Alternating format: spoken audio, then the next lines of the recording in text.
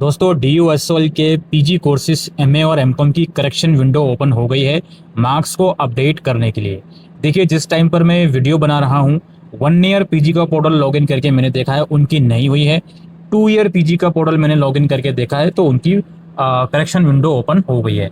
कैसे करेक्ट करना है आइए समझते हैं। एक बात और यहाँ पे कहना चाहता हूँ, जो ऑफिशियल नोटिस है उसके हिसाब से ऐसे कैंडिडेट जिन्होंने 2 ईयर पीजी CUET का स्कोर के थ्रू अप्लाई करा है उनकी करेक्शन विंडो ओपन होगी। 31 अगस्त तक टाइम है। अब अगर आपने 2 ईयर पीजी के लिए अप्लाई करा है केवल मेरिट के थ्रू, तो भी आप लॉग इन करके देख लीजिए कि आपकी करेक्शन विंडो ओपन हो रही है या नहीं।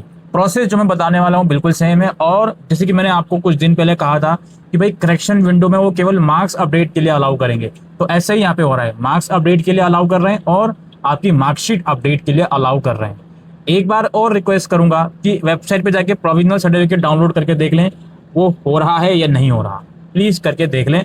अगर नहीं हो रहा कोई बात नहीं, प्रोविजनल और मार्कशीट दोनों के सेक्शन में अपनी फाइनल सेमेस्टर की मार्कशीट अपलोड कर दीजिएगा। ये ऑफिशियल वेबसाइट पर हम आए हैं। यहाँ पे हम लॉग इन करेंगे अपने क्रेडेंशियल के थ्रू, मोबाइल नंबर या ईमेल या पासवर्ड और कैप्चा कोड और प्रोग्राम सेलेक्ट के थ्रू। अब देखिए, लॉग इन करने के बाद आपका सीधा ये ऑप्शन लेकर आएगा डॉक्यूमेंट वाले सेक्शन का। अब यहाँ पे कहने को तो मार्कशीट और मार्क्स को अपडेट करने का ऑप्शन दिया गया है, लेकिन मैं ये समझता हूँ कि आप फर्दर और चीज़ें भी यहाँ पे अपडेट कर सकते हो डॉक्यूमेंट के मामले में। ठीक है, अगर आपको लगता है फोटो गलत अपलोड कर दिया या कुछ और भी, ठीक। प्रोविजनल की बात तो मैं कर ही रहा था, अगर आ गया है तो कर दें, नहीं आया लगता है आप इंतजार कर लोगे 31 अगस्त तक, कर लो भाई। आ जाए तब तक तब कर देना, बाकी आपकी मर्जी है।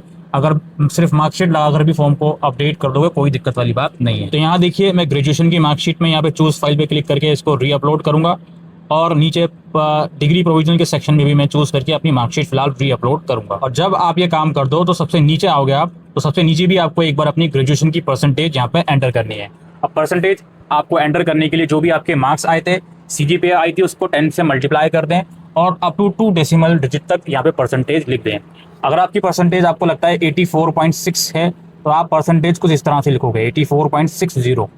ठीक है, तो डेसिमल के बाद 2 डिजिट लगाने हैं और परसेंटेज यहाँ पर आप अपनी लिख दीजिए और इसको सबमिट कर दीजिए। जैसे ही आप सबमिट करोगे तो ऊपर शो होगा कि आपकी परसेंटेज सक्सेसफुली अपडेट हो गई है। और ये वन टाइम प्रोसेस था, अब इसको दोबारा से री अपलोड या री अपडेट आप नहीं कर सकते, तो बहुत केयरफुली इस ऑप्शन को एक्सरसाइज कीजिएगा।